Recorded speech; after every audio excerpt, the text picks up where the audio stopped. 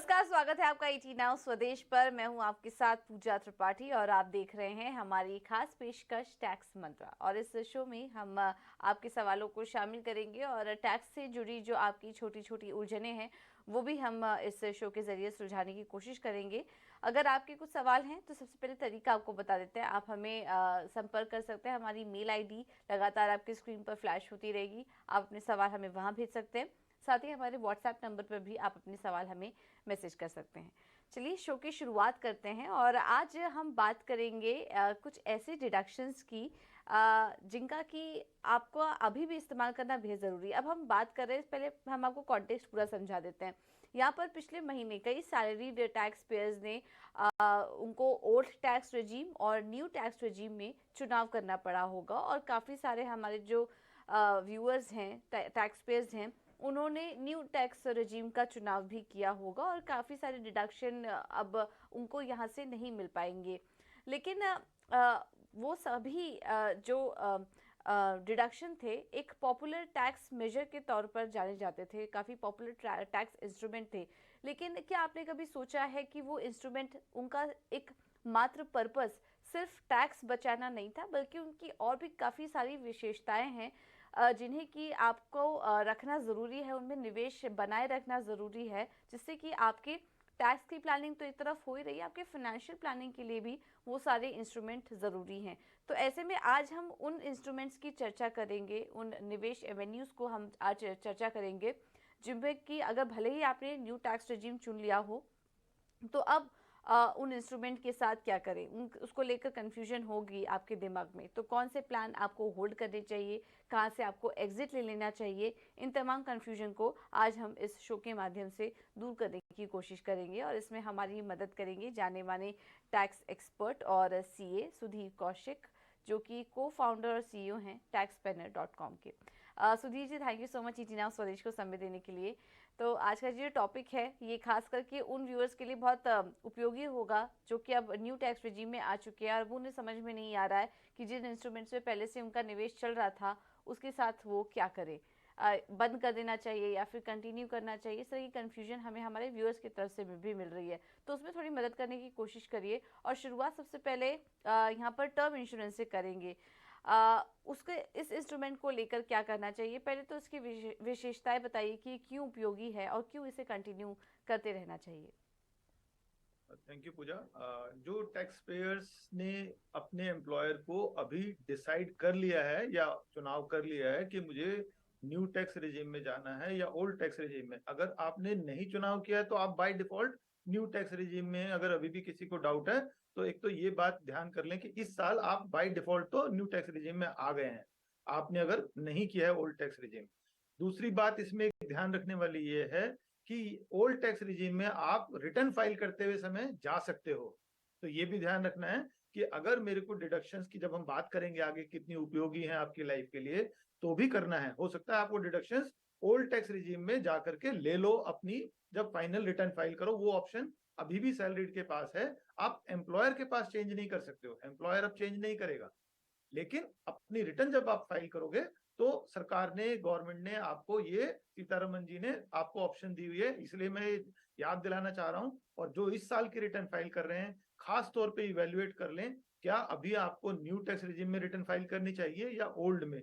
अगर आप किसी सीए या किसी टैक्स एक्सपर्ट की मदद ले रहे हैं तो उससे सवाल पूछ लें कि भैया कहाँ पर टैक्स मेरा कम आ रहा है। इसमें कोई बुराई नहीं है, दोनों में से जो भी ठीक लगता है। हमारा पैसा बचता है। लव योर मनी, मैं बार बार कहता हूँ, अपने पैसे को प्यार करो तभी बचेगा।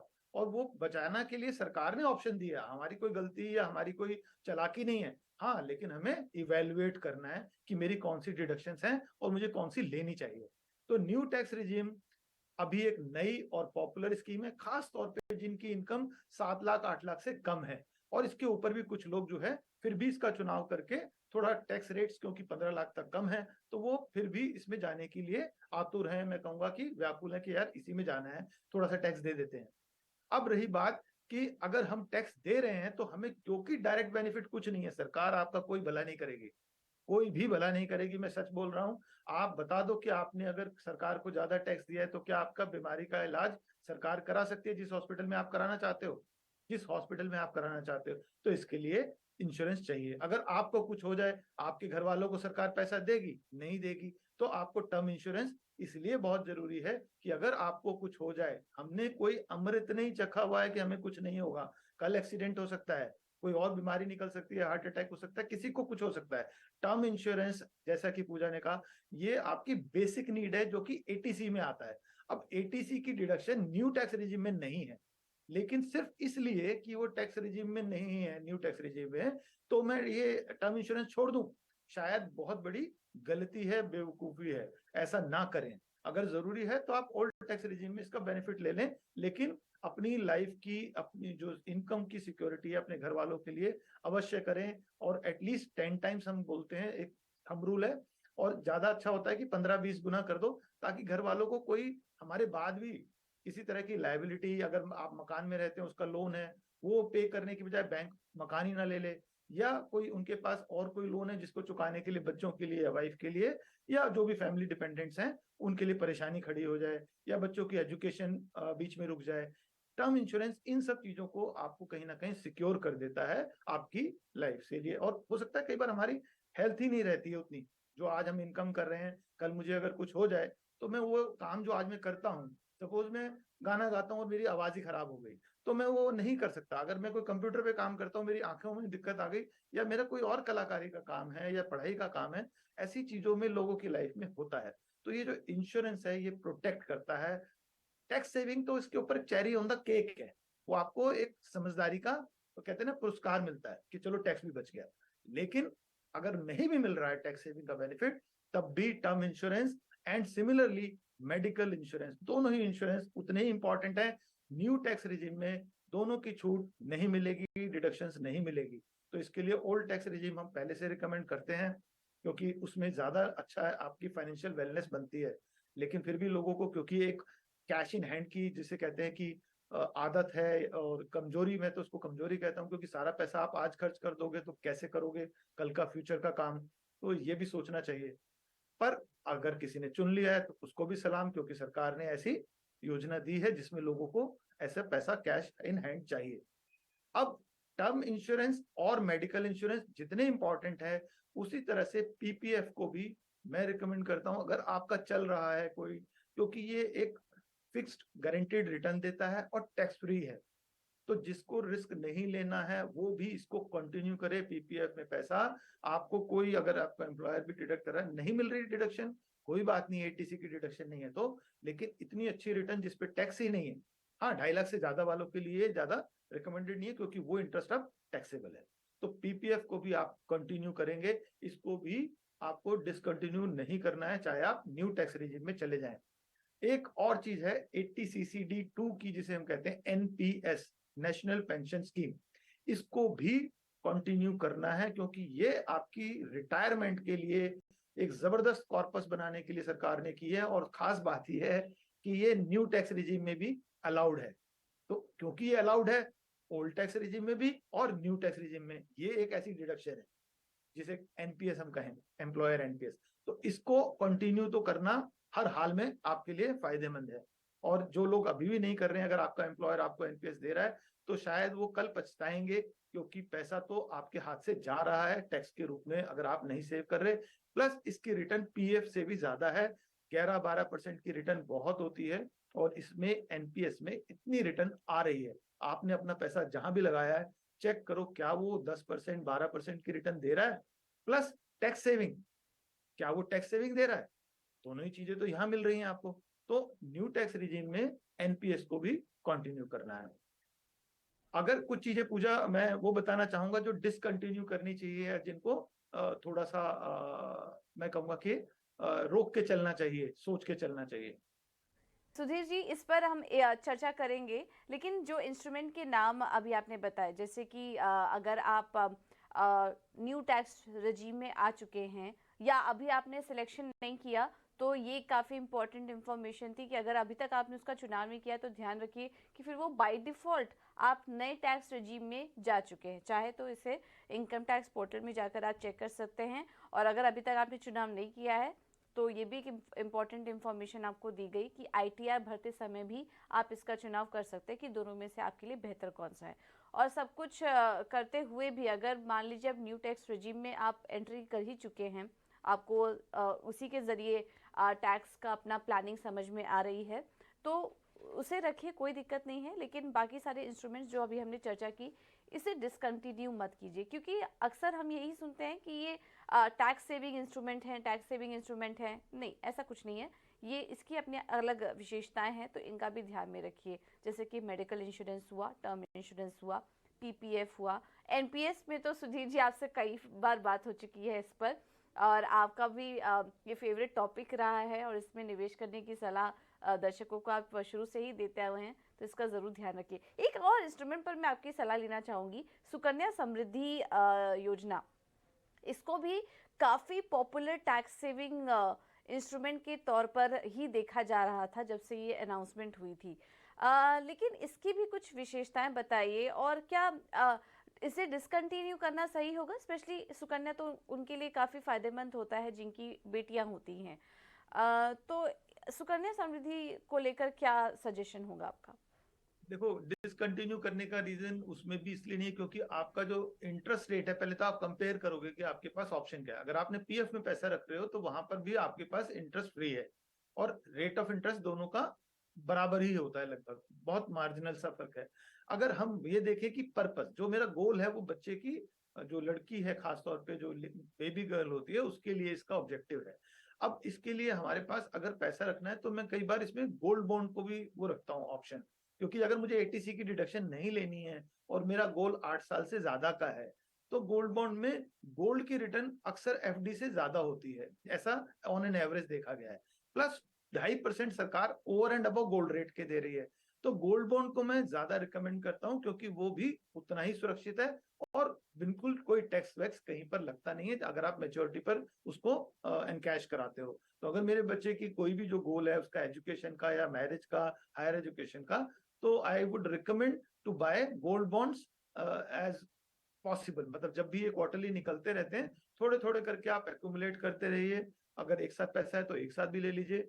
हाँ, ये जो एटीसी में बेनिफिट में था, वो जीवन सुकन्या में था। अगर आप ओल्ड टैक्स रिजिम में है, आपके बाकी चीजें नहीं है, क्योंकि जनरली मैं रिकमेंड करता हूँ होम लोन के लिए, और होम लोन का जो प्रिंसिपल है वो आपका एटीसी में आता है। इसलिए जीवन सुकन्या बहुत ज्यादा वो जिनको पॉपुलर है, क्योंकि लोगों को घर नहीं खरीदना है या लोन नहीं लेना है, ऐसे लोगों का विचार है। जबकि मेरी तो राय होती है कि आपको 5% पे पैसा मिल रहा है और आपका घर 10% पे बढ़ रहा है, लगभग लगभग ये एवरेज है, तो फिर आपको सीधा सीधा फायदा दिखता है।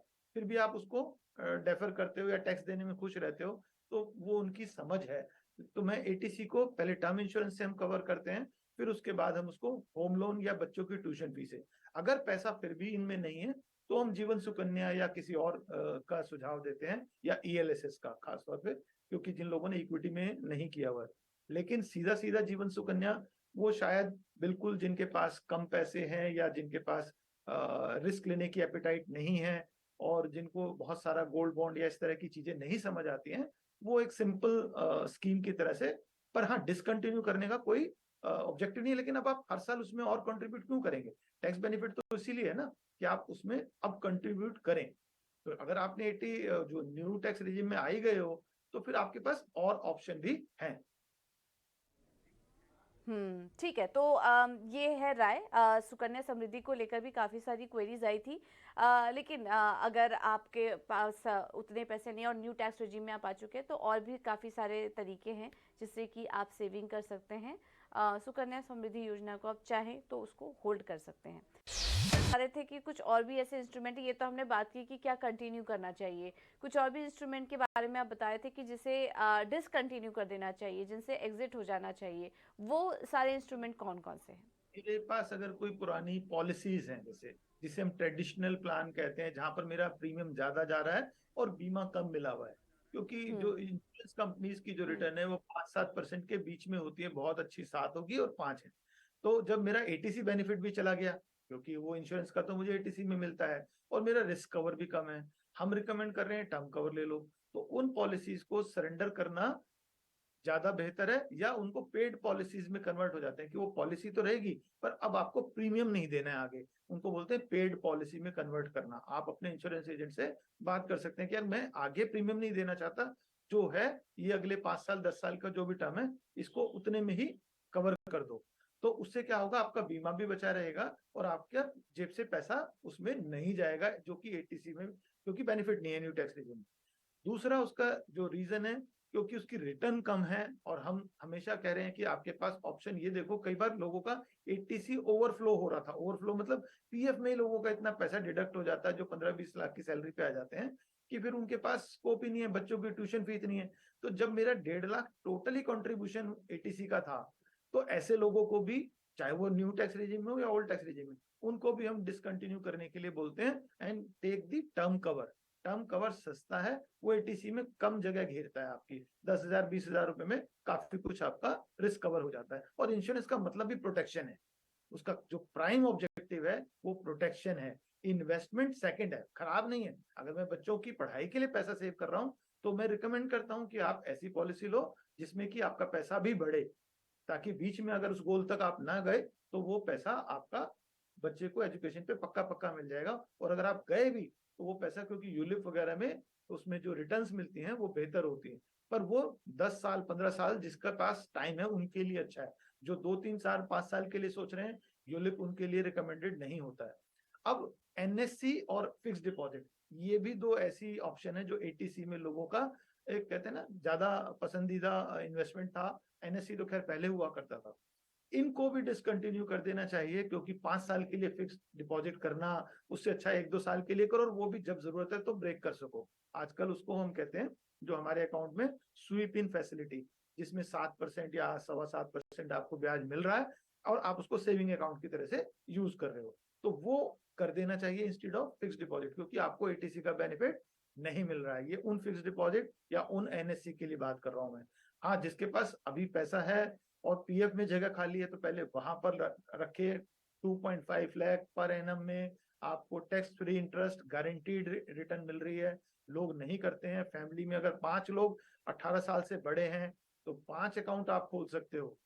ये नहीं कि मैं अपना अकाउंट, कोई और भी आपकी फैमिली में है उसका अकाउंट भी आप, मेजर होना चाहिए, उसका अकाउंट भी आप खोल सकते हो। तो इस तरह से आपका जो कंट्रीब्यूशन है वो पीएफ में अभी कम ना करें, 2.5 लाख तक जितना कर सकते हैं करें, लेकिन इनसे जहां टैक्सेबल है उनसे हटा ले पैसा, वहां रिटर्न भी कम है।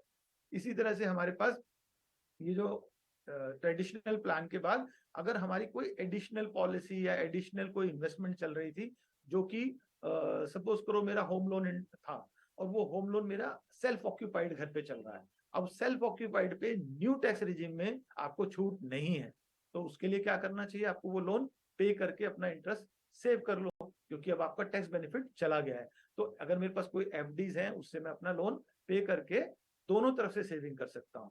तो मेरी न्यू टैक्स रिजीम में ये भी एक सलाह है जिन लोगों का सेल्फ ऑक्यूपाइड।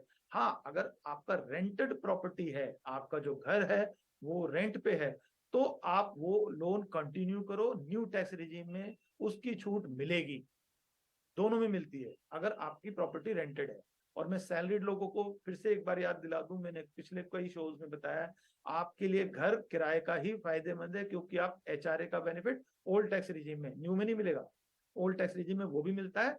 और आपको जो रेंटेड प्रॉपर्टी होती है उसका पूरा का पूरा इंटरेस्ट अलाउड होता है अगेंस्ट रेंटल इनकम, या फिर आप बाकी कैरी फॉरवर्ड करते हो, तो इसमें ये ज्यादा फायदा होता है। लेकिन लोग उसको कम यूज करते हैं कि मैं किराए के घर पे रहूं और खुद अपना घर किसी को किराए पे दे दूं, पर ऐसा करने से financially, in terms of financial, आपका जो मुनाफा है वो ज्यादा है, आपकी जो वेल्थ क्रिएशन है रिटायरमेंट पे वो ज्यादा होती है। और हमें पैसे के लिए काम कर रहे हैं तो इसमें ज्यादा इमोशनल होने की जरूरत नहीं है, पर लोग होते हैं।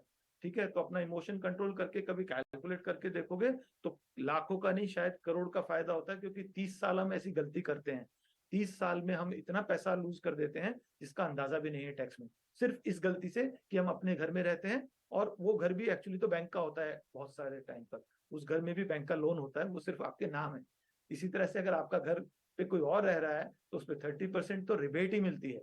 तो न्यू टैक्स रिजीम में एनपीएस और किराए का घर, ये दोनों छूट देने का पर्पस भी सरकार का आप समझो। अगर सरकार जिन चीजों को आपको देना चाहती है वो आपकी रिटायरमेंट को मजबूत कर रही है, क्योंकि वेल्थ जो क्रिएट हो रही है प्रॉपर्टी से, आपके पास 50 लाख का घर कोई आदमी अगर 15 लाख की सैलरी वाला है या मियाँ बीवी मिलकर के दो लोग हैं तो खरीद सकते हैं आराम से। और वो बहुत ही उनके हाथ से पैसा जो जाएगा कम है, क्योंकि टैक्स सेविंग प्लस जो उसका रेंटल है वो उसकी ईएमआई को आधे से भी कम कर देता है।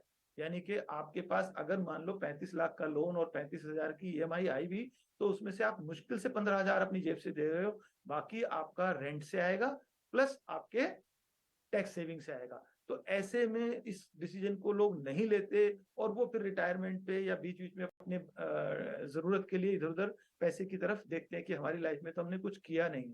जो सही बात है वो एक्सपर्ट्स की वो सुनते नहीं, वो अपने इमोशंस को कहीं ना कहीं दबा के रखते हैं कि यार मैं तो यही करूंगा, मुझे तो ऐसे ही रहना है, मुझे लोन नहीं लेना है। जबकि आपको सरकार फायदा दे रही है एक एसेट क्रिएट करने के लिए, लॉन्ग टर्म के लिए। सिमिलरली एनपीएस जो लोग कर रहे हैं वो थोड़े लोग हैं और थोड़े लोगों को ही फायदा मिल रहा है। 80% से ज्यादा लोग ये नहीं करते हैं, यानी कि लेस देन 20% लोग एनपीएस में या होम लोन में जाते हैं। ये हमारे पास आईटीआर का डाटा है। तो ये लोग नुकसान में रहते हैं। अगर एक्सपर्ट्स की बात करोगे तो हम रिकमेंड कर करके थक जाते हैं कई बार कि इनको लो, पर नहीं लेते हैं लोग। तो ये होम लोन की भी डिडक्शन जिसका किराए का घर है ये न्यू टैक्स रिजीम में अलाउड है, ये मैंने स्पेसिफाई कर दिया है। और अगर किसी को सेल्फ ऑक्यूपाइड पे लेना है तो उसको ओल्ड टैक्स रिजीम अपनी रिटर्न फाइल करते समय चुन सकता है, अगर अभी वो नहीं की है उसने। बिल्कुल। तो इन बातों का ध्यान जी रखिए, और काफ़ी इंटरेस्टिंग चीज़ है कि न्यू टैक्स रेजिम में अगर अभी भी सरकार ये सब फ़ायदा दे रही है तो इसके पीछे मकसद ही यही है कि आपके रिटायरमेंट प्लानिंग जो मेन है उसकी सेविंग हो सके, और आप प्लान्ड तरीके से जो अपनी चीज़ें हैं, जो आपके एक्सपेंसेस हैं, आपके लोन हैं, आपके खर्चे हैं, उनको आप प्लान तरीके से उन्हें मैनेज कर सकें और रिटायरमेंट तक ये सारी दिक्कतें ख़त्म हो जाए लोन वगैरह की। इस वजह से ये दो चीज़ें अभी भी सरकार आपको प्रोवाइड कर रही है। तो एक आखिरी सवाल होगा Sudhir ji, new tax regime की जो आपने बात की है, इसमें आप बोल रहे हैं कि कुछ डिडक्शंस अभी भी अवेलेबल है। एक तो आपने एनपीएस के बारे में बताया और फिर होम लोन ये रेंट के बारे में बताया। इसके बारे में थोड़ा और डिटेल में बताइए कि कितने तक का डिडक्शन एनपीएस के सामने ले सकते हैं और कितना डिडक्शन एचआरए या रेंट के सामने ले सकते हैं, इसके बारे में भी थोड़ा डिटेल में बताइए। टैक्स रिजीम में एचआरए का मैंने नहीं बोला, वो ओल्ड टैक्स रिजीम में है। सेल्फ ऑक्यूपाइड घर और ओके। एचआरए ही आपको ओल्ड टैक्स रिजीम में। न्यू टैक्स रिजीम में किराए का घर है और उसका होम लोन इंटरेस्ट आप क्लेम करना चाहते हो, वो मैंने बोला वो न्यू टैक्स रिजीम में है। ओल्ड में तो है ही है, न्यू में भी है। इसी तरह एनपीएस में जो एम्प्लॉयर एनपीएस होता है वो limited is 10% of basic salary. अगर मेरी बेसिक सैलरी 7 लाख है तो मैं 70,000 रुपए तक उसमें छूट ले सकता हूं, और 80CCD 2 बोलते हैं उसको, एनपीएस की डिडक्शन है। तो वो डिडक्शन आपके एम्प्लॉयर के ऊपर डिपेंडेंट है। अगर आपकी कंपनी में एनपीएस नहीं है तो आपको वो डिडक्शन नहीं मिल रही है, ये ध्यान रखना है। दूसरा जो आपको इसमें एनपीएस में है, अगर आपकी कोई फैमिली पेंशन है वो डिडक्शन पहले नहीं थी, वो अब सरकार ने इस साल जो फाइनेंशियल ईयर करंट चल रहा है इसमें वो भी अलाउड कर दी है। तीसरी इसमें जो बेसिक एग्जम्पशन मिल रही है हमें, बेसिक एग्जम्पशन 3 लाख तक की न्यू टैक्स रिजिम में। तो ये भी एक फायदा है, जिनकी इनकम अगर हम कहें कि भाई कम है उनको बेसिक एग्जम्पशन की भी 50,000 की जो डिडक्शन है वो एडिशनल मिल रही है। और स्टैंडर्ड डिडक्शन जो पहले नहीं थी वो भी आपको यहाँ पर मिल रही है। तो न्यू टैक्स रिजिम को ओवरऑल बनाया तो ल्यूक्रेटिव ही गया है, और लोगों को ये कहा गया है कि कंप्लायंस में ज्यादा ना उलझें। इन्वेस्टमेंट की तरफ कौन उनको समझाएगा या कैसे उनकी लाइफ को सिक्योर होगा, ये अभी एक सवाल बचा हुआ है। क्योंकि लोगों को आदत नहीं है वो फाइनेंशियल एडवाइजर्स के पास जाएं या टैक्स एक्सपर्ट्स के पास या चार्टर्ड अकाउंटेंट्स के पास। बिजनेसमैन फिर चला जाता है अपनी टैक्स की समस्या लेकर के एक सीए के पास, लेकिन सैलरी वाला अगर 10 लाख 20 लाख 40 लाख 50 लाख भी कमा रहा है तब भी वो सीए से कंसल्टेंट से अपने फाइनेंशियल्स को डिस्कस नहीं करता। ये एक बड़ी ही विरोधाभास है। जबकि बिजनेसमैन शायद वो कम कमा रहा है पर वो फिर भी जाता है एक कंसल्टेंट के पास, भैया टैक्स का क्या करना है, तो वो अपने आप को सरेंडर या उसके ऊपर डिपेंडेंट या ट्रस्ट करता है कि आप मुझे बताओ क्या करना है। लेकिन सैलरीड एम्प्लॉय समझते हैं कि कुछ हो ही नहीं सकता है, इसलिए किसी के पास जाते नहीं। वो 1000, 2000, 5000 जो भी फीस है उसको देने से कतराते हैं और अपनी फाइनेंशियल जो इसको फाइनेंशियल प्रॉब्लम भी होती है, क्योंकि आपको सब कुछ समझ आ ही नहीं सकता। मुझे आज डॉक्टर्स की बात नहीं समझ आएगी, इंजीनियर की नहीं आएगी, क्योंकि मैंने वो पढ़ा नहीं है। तो अगर आपको फाइनेंशियल आपने पूरा पढ़ा ही नहीं है, आप कैसे समझ सकते हो कि आपके लिए क्या अच्छा है? सिर्फ अंदाजे से इग्नोरेंस में जीना, वो तो आप अपने पैसे पे कुल्हाड़ी खुद ही मार रहे हो फिर। थोड़ी सी सलाह लो, अगर आपको जरूरत है, एक कंसल्टेंट पसंद नहीं है दूसरे से लो, लेकिन पैसे को बचाने के लिए आपको मदद चाहिए। ये आप मानोगे या नहीं, ये तो कितने समय लग जाएगा, पर आपका लॉस हर महीने आपकी पे स्लिप में नजर आएगा। आप देखो टैक्स जा रहा है, इसका मतलब आपको सिंपल है that you are losing money. बिल्कुल। तो जी पूजा। पैसा बचाएं और प्रॉपर तरीके से टैक्स प्लानिंग करें, ये काफ़ी ज़रूरी है इस समय। और इसी चर्चा के ज़रिए हमने ये बताने की भी कोशिश की कि टैक्स बचाना तो एक तरफ है, लेकिन उसके अलावा भी आप अपनी चीज़ें किस तरीके से प्लान कर सकते हैं जिससे आपके जो पैसे, आपके पास जो पैसा पड़ा है वो काम पे लगे आपके लिए, और आने वाले समय में वो आपके लिए उपयोगी भी बने। चलिए, इसी नोट के साथ सुधीर जी, बहुत बहुत धन्यवाद आपका इस खास चर्चा में हमारे साथ जुड़ने के लिए और हमारे दर्शकों को आसान भाषा में सलाह देने के लिए।